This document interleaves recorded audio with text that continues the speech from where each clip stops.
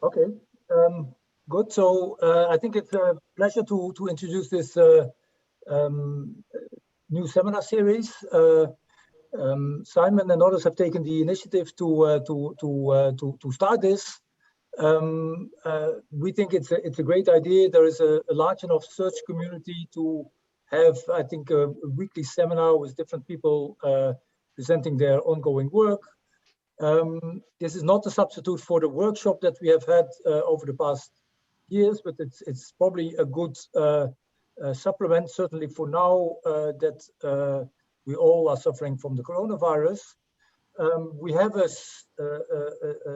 first few seminars, if you've seen, we have a lineup for them.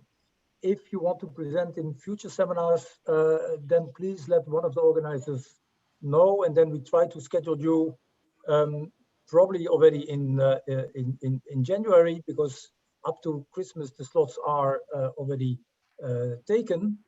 The format of the seminar is such that the speaker has 1 hour for his or her presentation. We will try to mimic as much as possible a normal seminar. That means that questions are allowed at any point in time. We might also, or you might just immediately interrupt.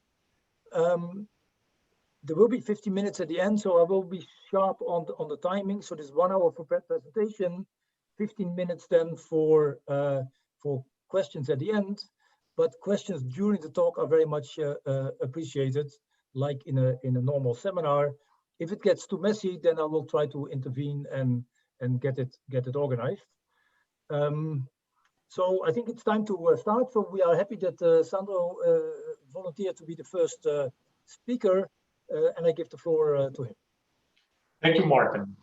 Thank you. So I would like to thank everybody involved. I think it's a great idea, especially given that we have the search workshop that was canceled in May. So there's a kind of pent up supply, so to say, and hopefully it's going to work as well as I think it will. Very good. So thanks everybody for joining. I'm super happy to see many of you on the side in Zoom. Great to see you. So I'm presenting a paper titled "Search, Showrooming, and Retail Variety," which is joint work with one and only Hesky Bar-Isaac, who is right there. So yes, so let me get started.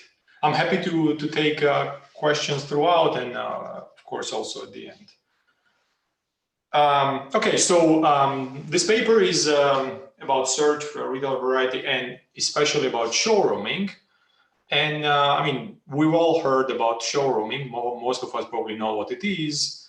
There's a somewhat dated news item about a Spanish regional minister. I have to say it's a regional minister. It's not a Spanish overall minister, but I think she proposed a tax on consumers who are trying clothes in the store and then buying online. Okay, so this is kind of one rather awkward policy response to showrooming, which is a practice of going to a store to find out which product fits your needs best and then buying elsewhere. All right, so now the way we're gonna approach this issue is through the lens of consumer search, which many of you are impartial to. But even so, let me kind of argue that this is the right lens to use. And the idea here is very simple. Almost by definition, showrooming is a situation where a consumer goes somewhere to find out which products they like, and then they go elsewhere to buy. So by definition, this is a consumer search environment. Okay. So the way we're going to approach this issue is the following. We're going to say that, well, I mean, we know that showrooming happens. Many of us are guilty of that. We know that many people don't do it, and we know that it's about consumer search. So we will start with a fairly standard consumer search model. where stores will be active and showrooming may happen in equilibrium. And as it turns out, after working for a while on the thing, is that you will need that the stores are heterogeneous in their assortments. We will, turns out, need that consumers are also heterogeneous in their preferences, which means that the model has a few moving parts, but we'll be able to eventually close the model. But it took us some time before we got there. Talking of which, many of you have seen versions of the model, and if you have any recollections, the consumer side is pretty much the same as it has been, let's say, in the last calendar year, but we were finally able to change the model in a way that the firm problem is relatively tractable. Okay, so what are we doing? We take a modified version of Wolinski model and we modify it even further. What we are going to be dealing with is the fact that consumer search will depend on the kind of retailers that are out there, and this will be very much in line with a bunch of papers that Andrew and Jidong and Watanabe have been working on, with the key difference, and I kind of anticipate the literature kind of overview here, that in all of those papers, consumers are interested in buying several goods, so they are independent in their utility, whereas we're going to be looking at how consumers search where there's multiple goods, but they want only one of them, and these goods are just substitutes. So we're going to be kind of going back to diamond in many of our results, in a sense that turns out that consumers that only search for prices, and showrooming essentially is consumers who search for prices, do not put much discipline on prices. And we're going to find that in order for prices not to be on the monopoly level like in diamond, we will need somewhat picky consumers with moderate search costs, and these ones will be the ones that discipline prices. Of course, what does somewhat picky and moderate search cost mean? I'm gonna be more precise about this, but what you can take from here is that not all consumers will be helpful for keeping prices low. There'll be a specific kind of consumers which will characterize that will be helpful, and anything that endangers these consumers, these few that actually do the footwork for keeping prices low, will increase prices. Now, some more applied implications of what we're doing are the following. One is that, as we know from some empirical work by Hortaciu and Siversen, retail environment has been changing. So bigger, different types of stores, even in brick and mortar world, have been appearing, and our model will tell us a little bit about what kind of price effects one can expect when the retail environment is changing. Another particular change in retail environment that we're going to be also looking at will be a price-only platform. You can think of Amazon if you wish, and we're going to try to understand what this kind of platform does for the model. And roughly, what we find is that all of these changes in the retail environment change search patterns, and therefore prices, profits, and welfare. And in particular, even if prices eventually, because of effects that cancel out, do not move anywhere, there are some welfare effects because the search patterns then are altered. Okay, so let me talk a little bit about literature. I've noticed that the Zoom tradition is to show the slide and go there, but I'll mention a little bit the literature. So as I said, we build on the Wolinski style model. Actually, we don't have an outside option, so that's closer to Simon's and Regis's model, and then we actually have further modifications there. I already mentioned the papers by Andrew and Jidong that we relate to, but the difference being that we look at substitutes, whereas they look at independent goods. There's a couple of papers where they look at how search with substitutes commences, but there is no heterogeneity on the retailer side. Now, showrooming itself has been a topic of research for a while now. There's a few papers that studied it, but there's a long list that I'm showing here. So the list here are papers where there's only one good. So basically, the showrooming element is whether you buy this good or you exercise the outside option. Okay. Now, a lot of our results will be specifically about different stores with different assortments playing a role. So these papers are not in that spirit. Now, a closest paper to ours is by Chengxi Wang and Julian Wright, where the main differences are that consumers there are ex-ante homogeneous, and as a result, in equilibrium, there's no showrooming. I already mentioned that in order to generate showrooming, you need some kind of ex-ante heterogeneity, and this is basically will be the biggest difference between us, because we're going to generate showrooming in equilibrium because of the heterogeneity, and then we're going to talk about various changes to this heterogeneity that affects prices. There's some other papers on mostly on management side about how to manage channels online versus offline and so forth, but let me not talk about those right now. Okay, so any questions so far? No. Simon, are you asking a question? I was thinking about it, and then you were, but your lips were moving, so I thought you were thinking and saying. Oh well, yeah, okay. I was just wondering about the retail price maintenance literature, whether that's relevant. But my lips were probably moving because I think I may be too far ahead of myself. Yeah. So the model. Our model will not have any vertical relations as such. Whereas, for example, even the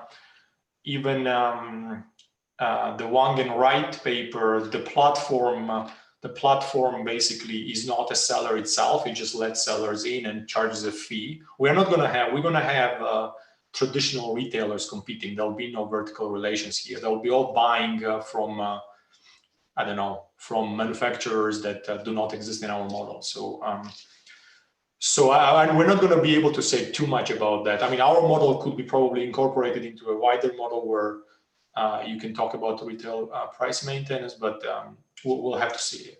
You know, you'll have to see whether this is possible. I will see. Okay, so so what time did we start? Dan?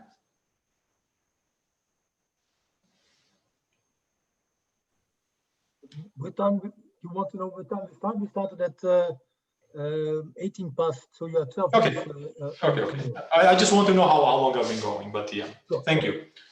Anyway, so how does our model work? We're going to have two goods, good one and good two. So these are two substitutes. The marginal cost of production will be zero. We're going to have three types of stores. So there'll be broad stores, and these stores will be selling both goods. Okay, so that's why they're broad. And there'll be two types of narrow stores, which are symmetric. So narrow type 1 will sell good 1, narrow type 2 will sell good 2. There will be setting prices. So the way to think about it is that all these stores buy the good at a price of 0. I mean, that's a normalization, but they buy from somewhere at the same price, and they sell on to consumers. Now, what about preferences? We're going to have something very similar to kind of standard Wolinski, Anderson, Renault type world.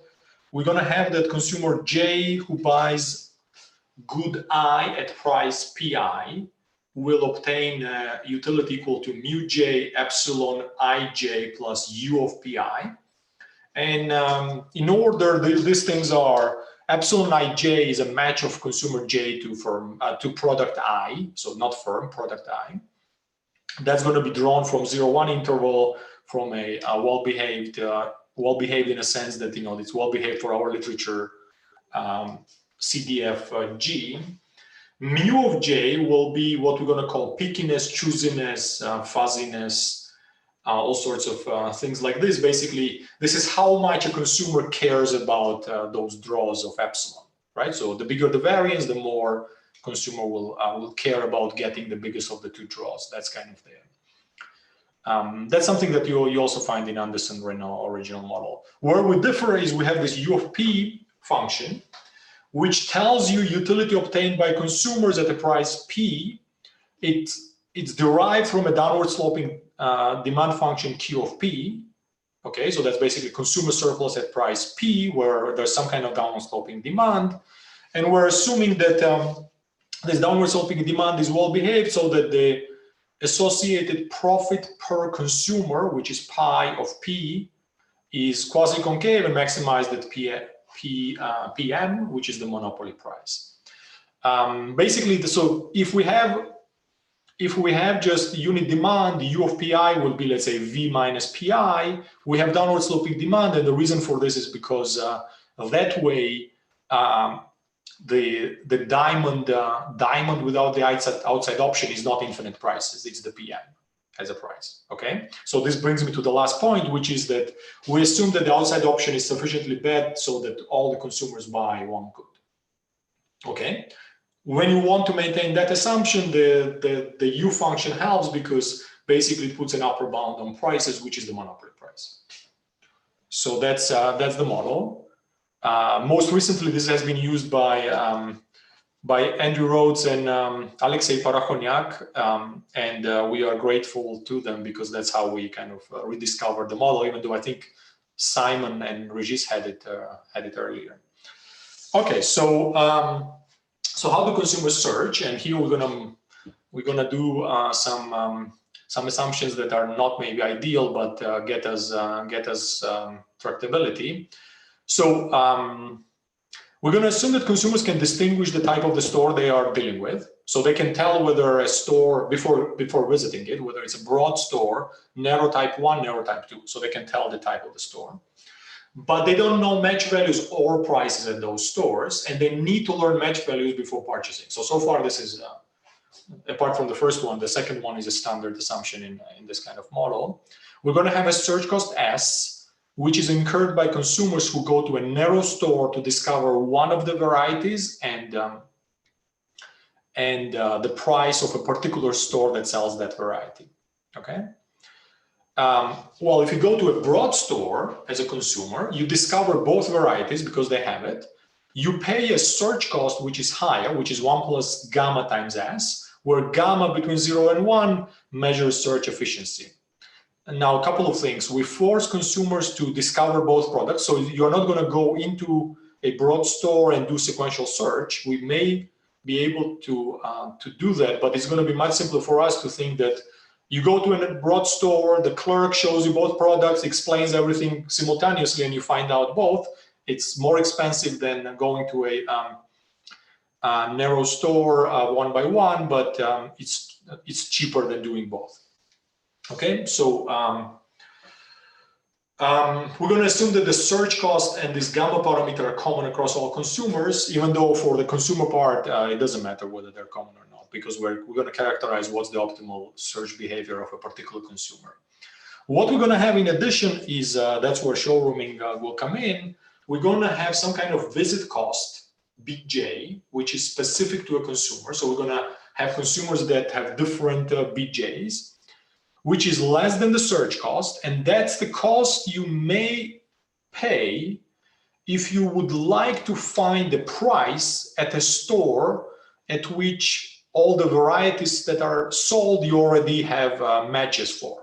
So if you already know a match for a narrow, for a product number 2, and you want to go to a narrow store of type 2, in order just to get the price quote, you have to pay BJ, which is less than the search cost. Okay? So you cannot, yes? Sorry. And the visit cost enables you to buy the products, right? That's the point there. That enables you to buy the product, but also to find the price. You don't know the price before you visit. But you rationally expect it. Absolutely, we're going to rationally expect the correct price, but narrow stores cannot reduce the price to attract searches. There'll be some searches in equilibrium, and this will be. So where we are, cutting corners is the following. Ideally, you would like to have two costs: visit cost and inspection cost, and the search cost would be the sum of the two. Okay, so I visit, I inspect, that's the search cost. The problem, so we can have that, but what we'll end up doing is the following. We're going to assume that in the population, the sum of those two costs is the same, but what varies among the population is the share of visit versus inspection. So the search cost will be the same for everybody, and consumers will differ in the visit costs. Okay, so for the consumer problem, as I said, this doesn't make any difference. But once we get to the firm side, this makes our life a lot easier. And I don't think our conclusions really hinge on this assumption specifically. Sorry. So any questions, or should I move on?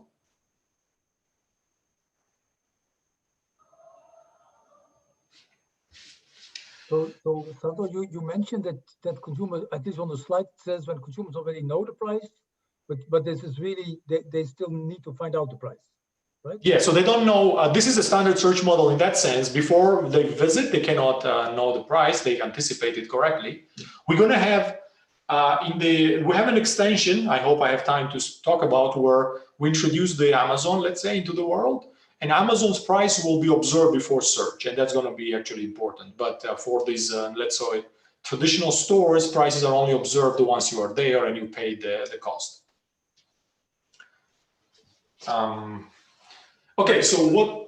Side question, Sandro. So, are there only 3 stores, or are there multiple? Very good. So, I just earlier it hit me that we hadn't mentioned this. Actually, it will not matter much as long as there's one of each, because of the diamond paradox within the store type. It doesn't matter whether there are 5 of them or 1, because nobody will leave a store of a certain kind for a small price deviation to go to another store of that kind. So you're gonna have diamond within the store class. So it doesn't matter whether we're going to have 1 or 20. Okay, so but you can think of having just 3: 1 broad store and 2 narrow stores of each type, 1 of each type. And then I just wondered, where did the broad store get the products from? I mean, they're not the narrow ones. Could be they produce the products, but you said you. No, so the idea here is that they all buy from some manufacturer which is not modeled. Yeah. And the broad store has bigger space or whatever it is that they do that allows them to have both. Maybe, I mean, we don't model it here, but maybe they have to pay more for their personnel to learn 2 products, so that when consumer comes in, they can. Okay, so the stores have just brought the products at some fixed 0 cost. Or that's correct. So that's in which sense we don't have any vertical relations here.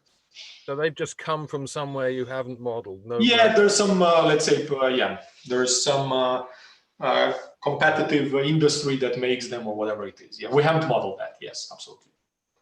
Now, one of the reasons why we don't model that. Sorry.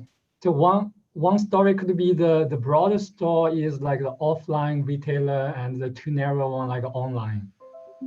That's usually the showroom story, right? Consumer find a match offline, then they go to compare price online. So we're going to have that, but we're going to have basically another broad store which will be online. Okay. So at the moment, all of these stores, you can think of them as offline stores. It's just you have to physically go. You can think of this as like a history of commerce kind of exercise. Let's say 20, 15 years ago, people showroom. I did showroom as a student. I would go to the big store to get feel for what's the best product, and then go to a neighborhood where smaller stores were, and would find the thing that I wanted and buy cheaper. So that's kind of because we're going to have a broad online store later on. So let me move on a little bit, because I don't have too much time. So what kind of equilibrium are we going to be looking for? We're going to be looking for symmetric equilibrium. What does that mean? That means that both narrow stores charge the same price, but also the broad stores charge the same price for the two goods that they sell, right? Now, P and star will be the common price between narrow stores. PB star will be the price that the broad store charges for both goods it sells, right? Because it sells both, it sells two goods. In fact, broad stores are choosing a vector of prices, but we're looking for a symmetric equilibrium where they charge the same price for both goods. Now, one complication that our UP formulation gives is that instead of looking at price difference, we have to look at, utility adjusted price difference. That will be our delta P prime. Okay, so that will be the utility difference you obtain, having the same match if you buy at price P versus P prime. That's the utility adjusted price difference, and then the equilibrium utility adjusted price difference will be denoted by delta star. That will be the utility difference between paying P and star, which gives you higher utility, and paying PB star, which gives you lower utility, because we're assuming that PB star is higher. In any equilibrium that has to hold, actually. So this we are assuming this, but this has to hold in any of the equilibria that are symmetric. Okay, so any questions so far? So I'm gonna keep. I will refer to this delta as a price difference, but really it's the utility difference derived from this price difference. If you assume a unit demand, this is literally price difference. But so that's what I'm going to be talking about. Now, the first order of business is to understand consumer behavior. Okay, so consumer is sitting at home, knows there exists a broad store and one narrow of each type, let's say, has to decide what to do. Well, in equilibrium, consumer knows that there's a symmetric equilibrium with prices I already mentioned, then has to decide what to do. There are really only two optimal things to do.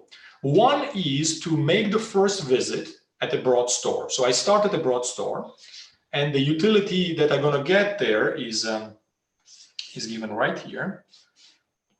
Okay, so that's the utility of starting at the broad store. What is it? Well, it's going to be mu, my pickiness parameter, times this, which is the maximum of the two draws. Okay, so G tilde is the density of the maximum of the two independent draws.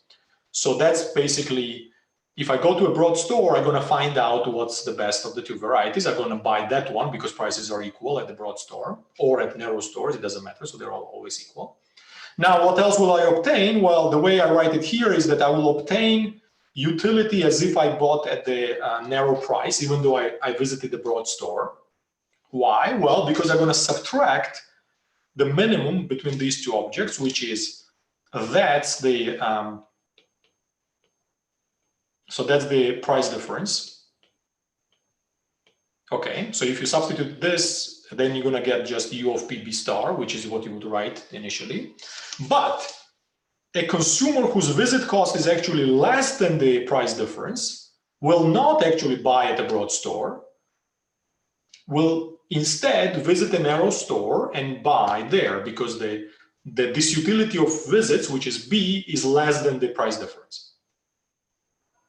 Okay, so I get a maximum draw, and I get utility of paying the narrow price minus either the price difference or my visit cost, whichever is smaller.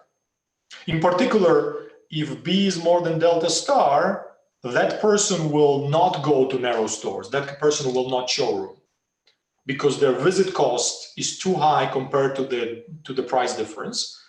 And whereas if B is less than delta star, this person will showroom because if they start at broad, maybe they don't start at broad, but if they do, they will also showroom. Okay, so one second, let me see if I can erase everything.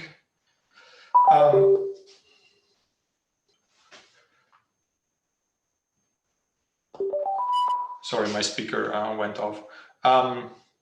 Okay, so this is if you start at a broad store. You can also start at a narrow store. At a narrow store, what happens to you is the following. If you go to a narrow store for the first visit, you will never go to a broad store for the second visit. The reason being that, well, you found one of the varieties, there's a narrow store that carries the other one. You could also discover it at a broad store, but broad stores have higher prices, so there's no point in going to a broad store. So either you start at broad or you start at narrow and you stay within narrow, okay? Now there, expected utility ex ante has to take into account the fact that for some draws you're going to stop, for some draws you're going to search the second narrow store, and so forth and so forth. But luckily, we can use the, let's call it Armstrong and Choi et al. Trick, where you can write down expected utility ignoring the search cost, pretending that what you get, this is a standard, this is a normal non-search problem where your draw for each good is the minimum between the actual draw and the reservation utility, which is R star and is defined right here. And it's basically what you would expect it should be. That's kind of standard, and for this audience, something that I don't have to explain. Okay. And then because you went to the narrow store, you're gonna obtain this utility from the price of narrow store. Okay. Now where we are going with this is fairly simple. We are just going towards describing where you should start.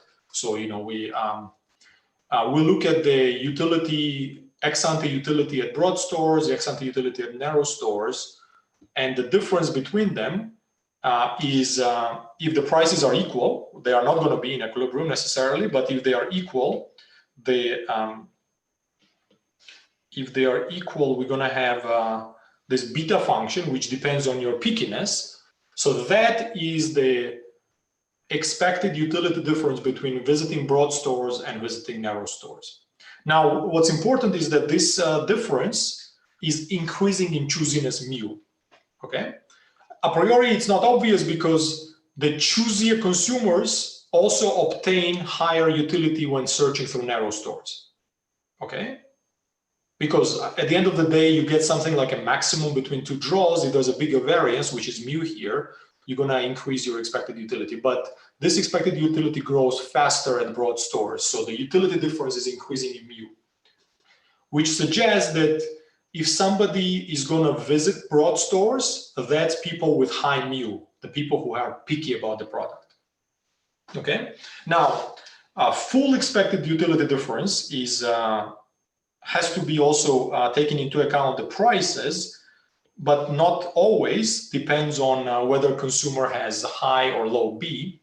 So basically, utility difference will be this beta, which is difference without price differences, minus the price difference, or my visit cost, because I can always get the narrow store price if I pay the visit cost. Okay, so that's the consumer problem. Okay. Yes. Sandro, the two they use on the previous slide when you say if you start narrow, you stay narrow.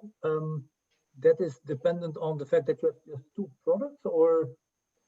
Absolutely, yes. So you, if you had, let's say, three products, then you had three narrow types and one broad. You may want to, I mean, depending on how you model what is the search cost when you are only discovering two products at the broad store, maybe you want to go there. Yes, yeah. Absolutely. So that's a good point. Yeah. So yeah, I mean, having only two products makes our life easier because once you've discovered one, you have only one left. If you didn't, you would be dealing with a more complicated situation. Now, here's a picture. In this picture, we hold the search cost fixed. We hold gamma and gamma fixed. And what we're doing is on the vertical axis, we have the choosiness, and on the horizontal axis, we have the visit cost. And what's important with the visit cost is whether the visit cost is above delta star or below delta star. If your visit cost is above delta star, you will never showroom. Because once you are at a broad store, you will never actually bother to go to a narrow store because your visit cost is too high compared to the price difference. Okay, but that doesn't mean that if your visit cost is less than delta star, you are going to necessarily showroom. Okay, that depends on how picky you are. And what you get is basically three types of consumers. In the red, we have showroomers. These are people who have sufficiently picky preferences and visit costs that are less than delta star, so that they choose to start at broad stores. In the northeast quadrant, you have the green. These are the loyals to the broad stores. Well, why are they loyal? Well, they are picky enough that they want to go to the broad store, and their B is high enough that they don't want to showroom. So they will go to the broad store and buy there. Okay. Then you have these light blue are narrow loyals. These are people we're not going to have in equilibrium, but in principle, you can have people whose pickiness is so low that they choose to go to a narrow store, but they don't even search within narrow stores for any realization. Even if epsilon 1 is 0, they don't go anywhere because their pickiness is too low. Okay. And then finally, and these are the most important people for us, you have the searchers. This is the dark blue area. These are people for whom pickiness is not too low so that they are not loyal in narrow stores. It's not too high so that they are showroomers or loyals to the broad stores. And they need to have sufficiently high visit costs so that they are not showroomers. Because if visit cost is low, you're going to be a showroomer. If visit cost is 0, there's no point in going first to the narrow stores. You can go to the broad store and then visit for free a narrow store that turns out is your favorite.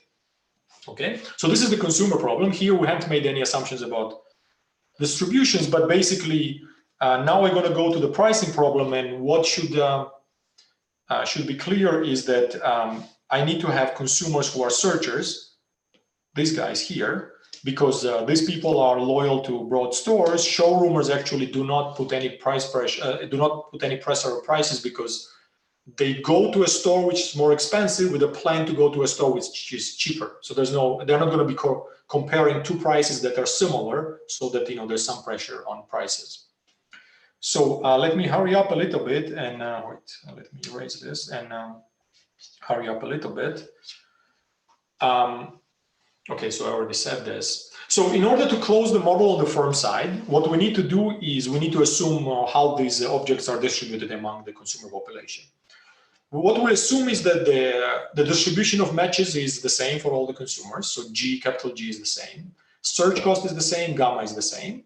And then we assume that there are two types of consumers with different mu levels. Mu H with high mu, that these are picky consumers, and mu L with low mu, these are non-picky consumers. Lambda is the fraction of non-picky low types. Okay.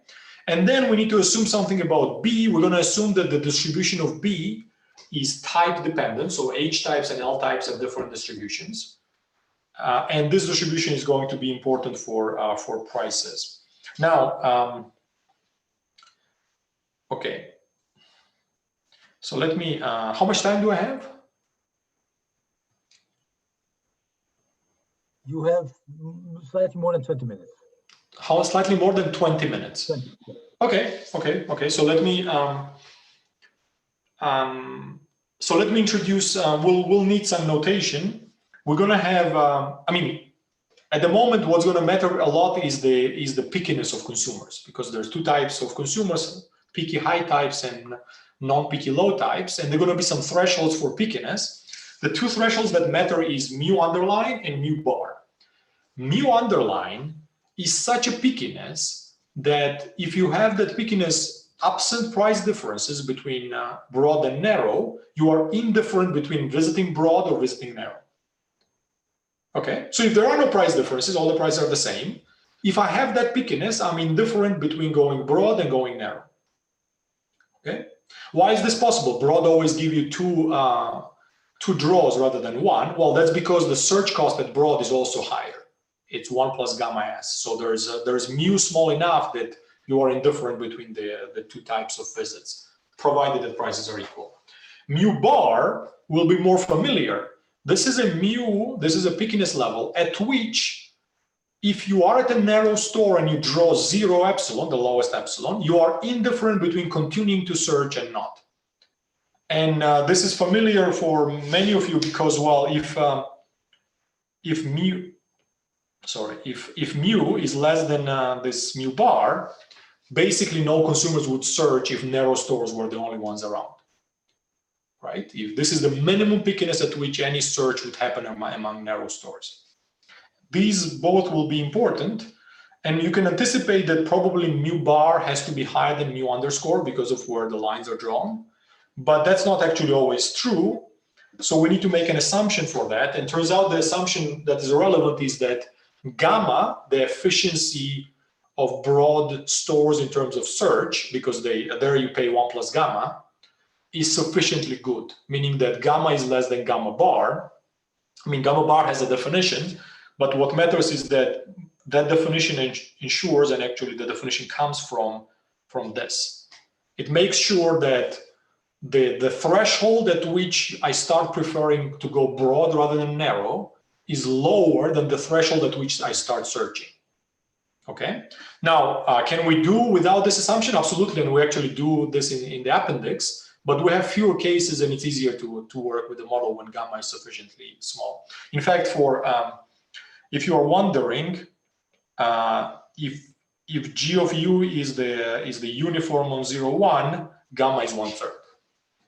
Okay, so that's to give you an idea what this threshold is all about. Okay, so if there's uniform on 0, 1, the search efficiency has to be that you pay search cost plus 1/3 of it when you go to broad stores to find out 2 draws. Okay, so now what I'm going to do now is I'm going to talk about 2 types of equilibria. One that we're not particularly interested in, but that do exist, and another which we are interested in, but does not always exist. So the first type of equilibrium is the equilibrium with monopoly prices. Okay, so this kind of equilibrium turns out always exists under the first assumption. So there's always an equilibrium where all the firms for all the products charge a monopoly price. Okay. Now, the differences are the following. So there are 3 cases. Sorry, there are 3 cases, and the substantive differences are the following. In the first case, the picky consumers are not picky enough to prefer broad stores over narrow stores. Okay, even the picky consumers at equal prices would like to go to narrow stores. In equilibrium, actually, prices are either equal or broad stores have higher prices. So basically, in this equilibrium, and your equilibrium here is unique, all the consumers go to narrow stores, do not search monopoly prices. Okay, even picky are not picky enough. Nobody's interested in broad stores because what they provide is something that picky are valuing. Nobody's searching because mu is very low. So we have diamond paradox. Monopoly prices everywhere. Okay. Now, the next case is the following. Here, the picky consumers are picky enough so that they prefer broad stores to narrow stores at equal prices. So these people value broad stores if prices are equal. But the low types are not picky enough to prefer broad stores. Again, you get unique equilibrium in monopoly prices. Why? Well, low types, they will go to narrow stores, and they will go to narrow stores and they will not search because remember that the threshold for search is actually higher than the threshold that they do not even exceed. Okay, so this is the threshold for search, and this is the threshold for when you prefer broad stores. So the low types will not search and they go to narrow stores. The high types will go to broad stores and they will not search either because there'll be equilibrium in monopoly prices. So you still get monopoly prices. The difference is that now consumers split. People who value discovering variety go to broad stores, and people who don't go to narrow stores.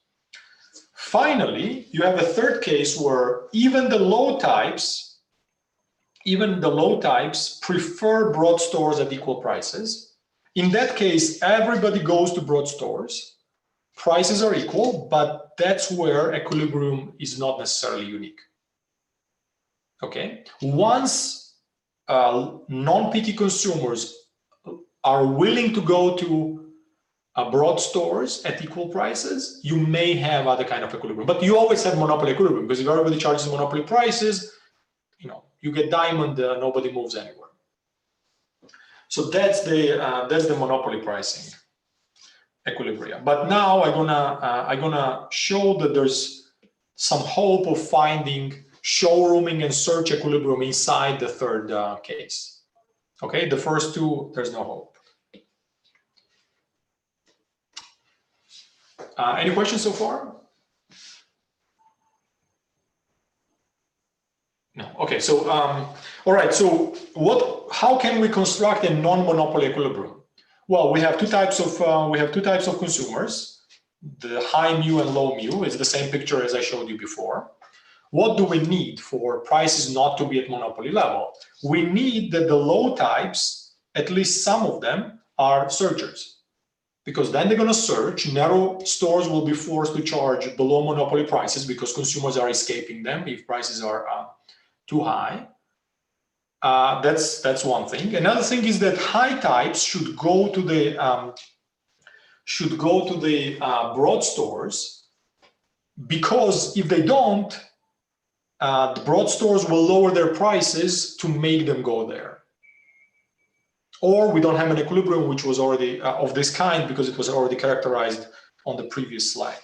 So this is the kind of picture that we need to generate. We need that low types are searchers and showroomers, high types are broad loyals and showroomers. This is what we need for equilibrium of this kind. And notice that we cannot have any people here, because these people don't search, therefore monopoly prices, and this cannot be. Okay, so okay, so let's dream about having this equilibrium. Let's say we have it. Fine, we have this equilibrium. That's great. Now, how are broad stores pricing in this equilibrium? Did I get a? Am I supposed to follow messages or no? No, not really. I think there's a discussion between Heskey and Jidong, but you can focus on your presentation. Okay, very good. That's great. So I just saw the pop-up.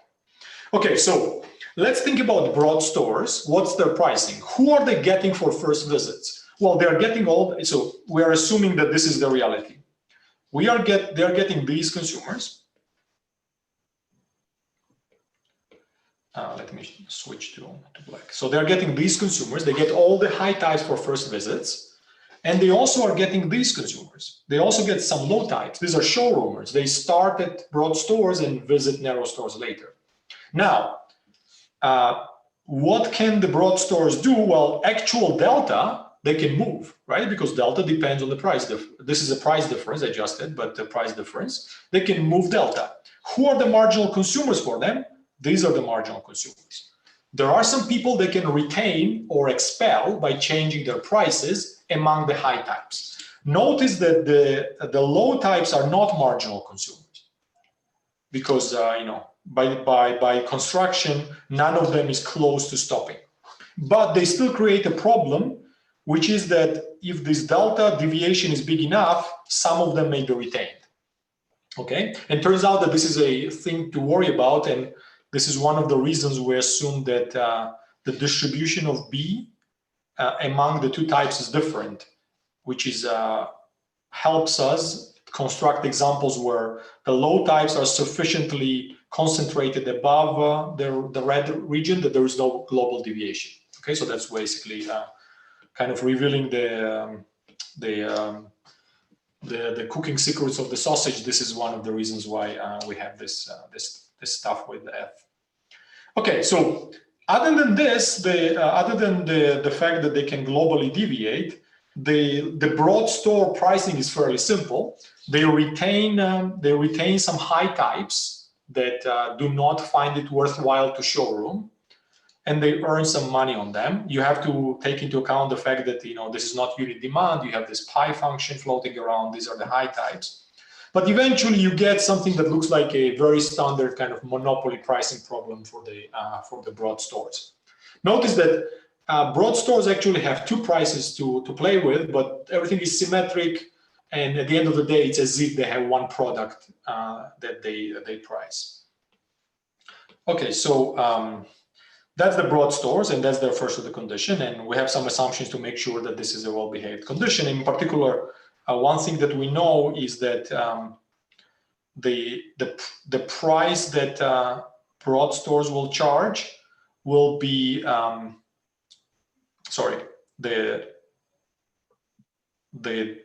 the delta, the difference in prices, is decreasing in the narrow store price, which is hidden inside delta here. Okay, so the bigger is the price at narrow stores, the smaller is the margin that the broad stores will charge over them and retain consumers. So that's something that comes up once we talk about existence, but not today. Okay, so now what about narrow stores? Their pricing is actually also fairly similar to a standard model, a different standard model. The other one was a monopoly model. This one is a different model, but this is fairly standard to Anderson Renault. Of course, we have this we have this pi function here, which they don't, but this is something relatively trivial. More importantly, narrow stores get two types of demand, actually three, but I can also talk about two types. So one of the types is the demand from showroomers. Demand from shoppers. These are people who actually search. Who are they? Well, these are low types with sufficiently high visit costs so that they are showroomers. Sorry, I keep saying showroomers, so that they are searchers. What you see above is the share of these people that a firm which is narrow of type 1 or type 2 will attract. And if you see this formula, you will see that this is very similar to the standard, demand of a firm in a Wolinski model, adjusted for the fact that the price difference is not directly included here, is the delta function, which depends on the price difference. Okay, now that's one type. These are normal searchers. They're like Wolinski types. They are searching, they're going around. But there's two more types, and these are our showroomers. Okay, so half of the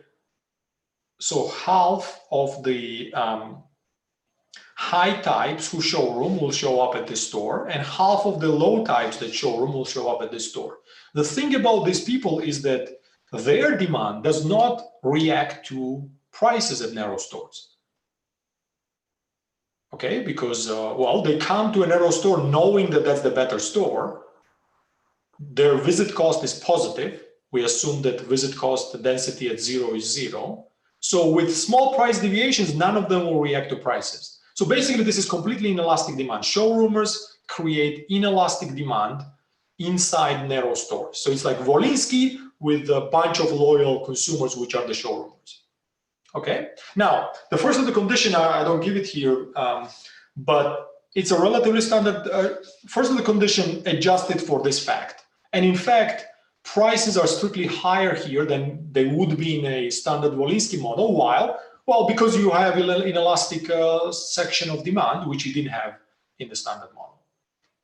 Okay, so that's basically the pricing at narrow stores. Like Wolinski, with the adjustment that showroomers actually inflate prices.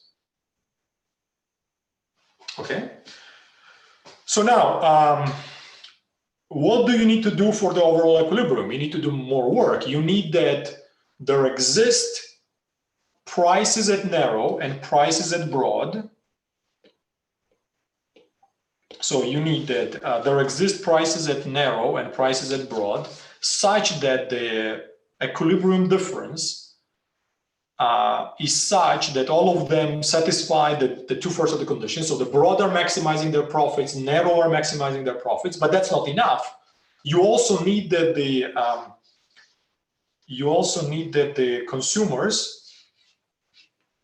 consumers fall neatly like this, right? So you need that mu h is above here and mu l is in between. Okay. So now, without giving too many details, we are able to come up with another threshold, mu tilde, such that if mu L, the pickiness of the low types, is in between this threshold and the other threshold we already had, and mu H is sufficiently high, which depends on beta and delta, so it's something a little bit messier, then we have a showrooming equilibrium. So let me go on and show you something about the showroom equilibrium. So in this picture, I'm illustrating what happens with equilibria in the space of mu L and mu H. So peakiness of the low types and peakiness of the high types. This is low types, this is high types. So what you get is the following. We had 3 cases of equilibria in the monopoly case. So that's the first case, that's the second case, that's the third case. In the first and the second, we had unique equilibria, and we still do. And within the third, now we have this orange region here. That's the showrooming and search equilibrium. Okay, so you need that peakiness of the low types is in this interval, and you need that the peakiness of high types is sufficiently high, and you get into the showrooming equilibrium that we just described. Okay, so important to mention that this orange is not always there. Sometimes orange is empty. So sometimes you only have monopoly equilibria, but you can have examples where this equilibrium does exist.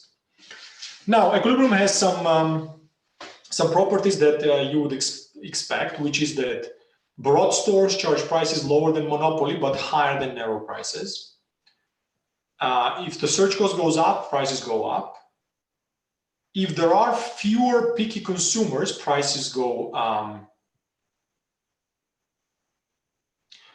yes, if there are fewer picky consumers, so there are more low types, prices actually go down. Okay, and this is because of the fact that more people will be searching and fewer people will be showrooming. Okay, because the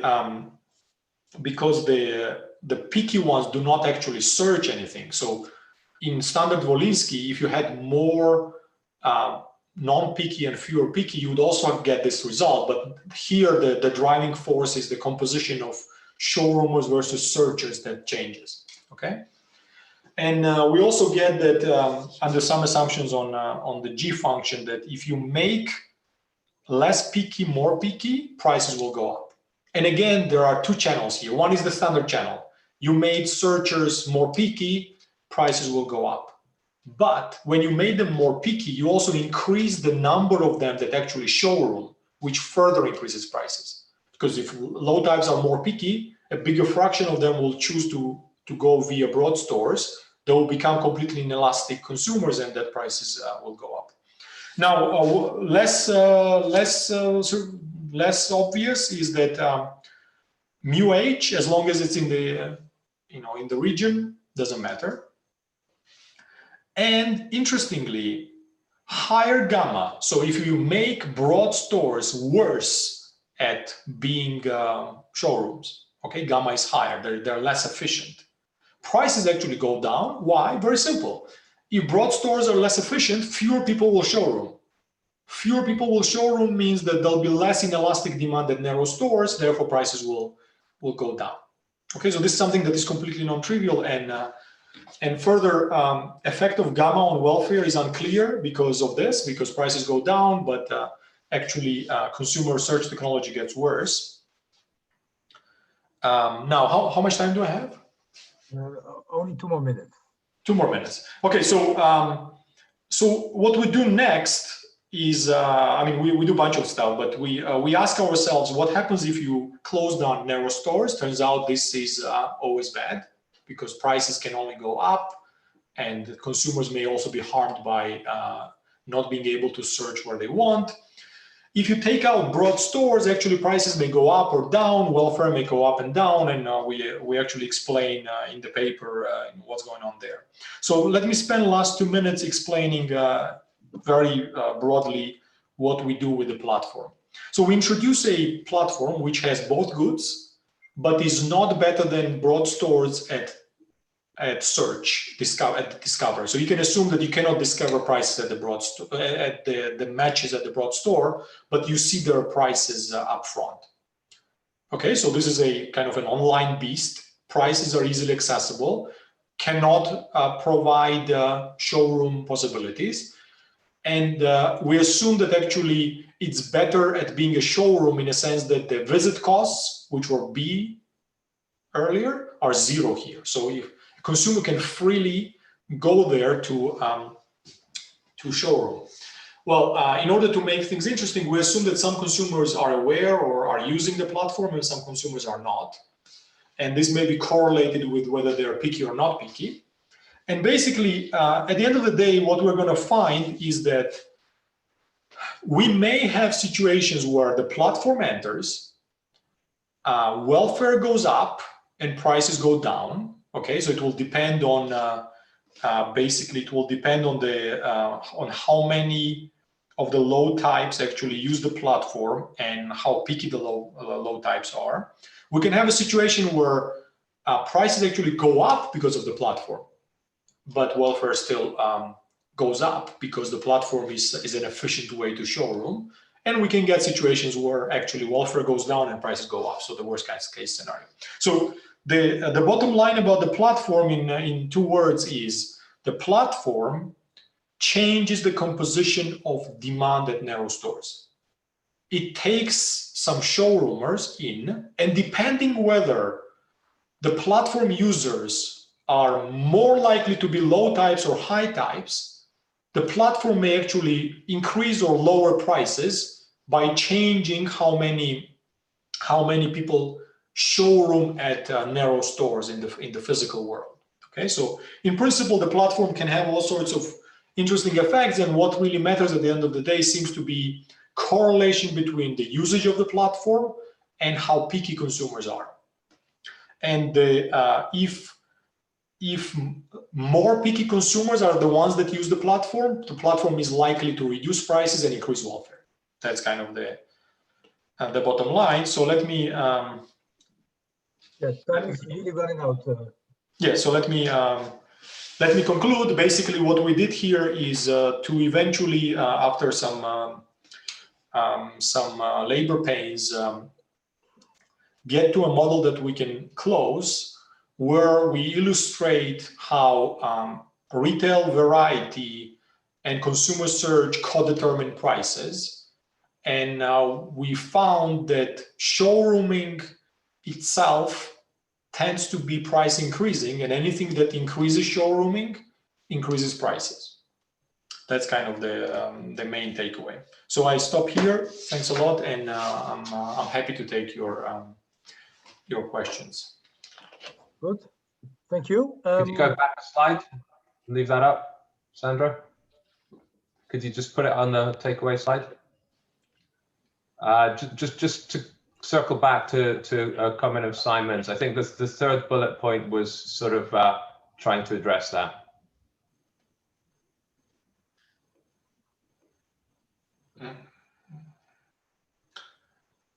Okay, are there any questions by participants? Can I ask one question? Sure. So I'm just thinking like whether we can like maintain most of the main insights, but make the model even simpler is, for those narrow stores. For example, each product has multiple narrow stores. And suppose price information among them is observable before search, but you still need to figure out the match. So in that case, the price of those narrow stores will be just 0. And will that setup still keep most of your insights? Okay, so the pricing part will be much simpler. It's like online, those like narrow store. I'm still thinking of the online story. Price information is very easy to get, but you still need to pay a cost to figure out the match. So I think what certainly the one insight that will not go through is the fact that there will be more or less showrooming to those stores will not change the price because it's 0.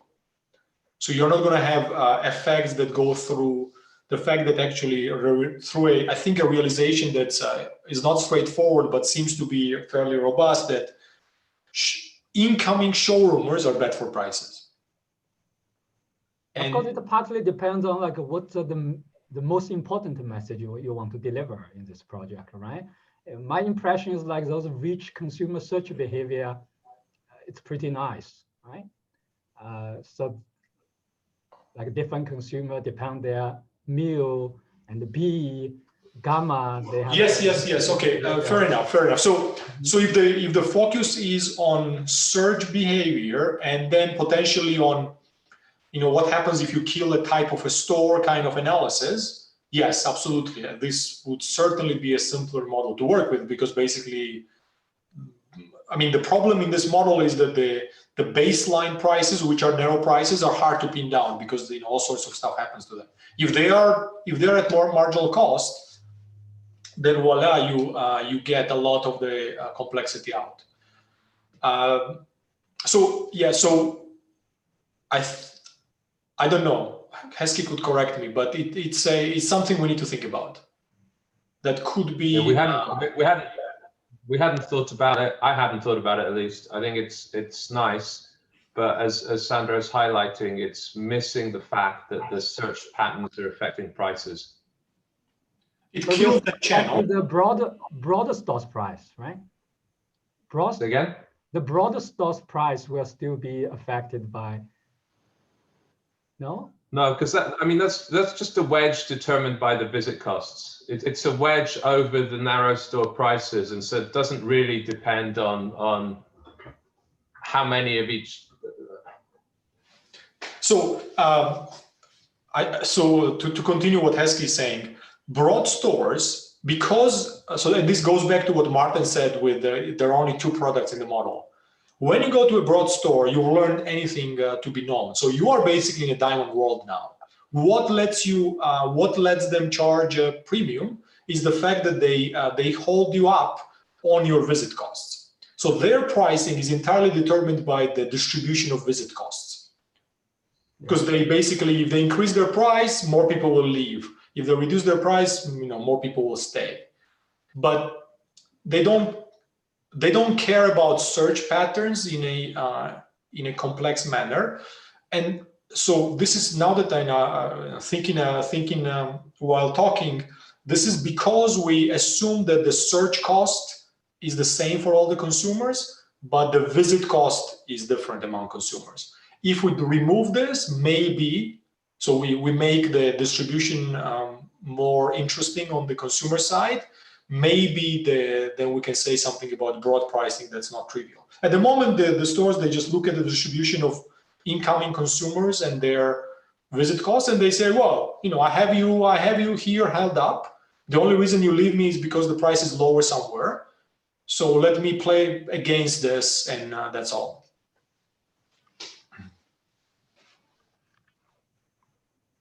Okay, are there other questions? I have a brief question. So you have, I think that all consumers have the same search cost S, but they differ in the gammas. That's right. No, and so no, sorry, no, they don't differ in gammas. They differ in Bs and Mus. Ah, okay. Gamma is the search efficiency enjoyed at broad stores, and we assume that that's sufficient. That efficiency is the same for all the consumers. Oh, okay. Okay. So then. But again, we are assuming that once we get to the firm problem, the consumer problem is characterized for one gamma, one B, one S, one everything. So yeah. So as Zhidong was saying, if you appreciate our efforts on the consumer side, they don't depend on any of these assumptions. They are just what it is. Yep. Okay. So if there are no more questions, then I think we can close this session.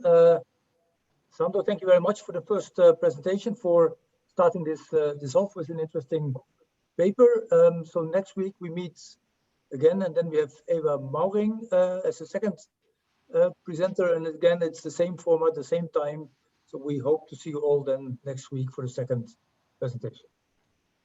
Thanks, and thanks to everyone for listening, and yeah, I think that this is super important for the community to have this kind of a nice meeting point in the time of masks and no travel.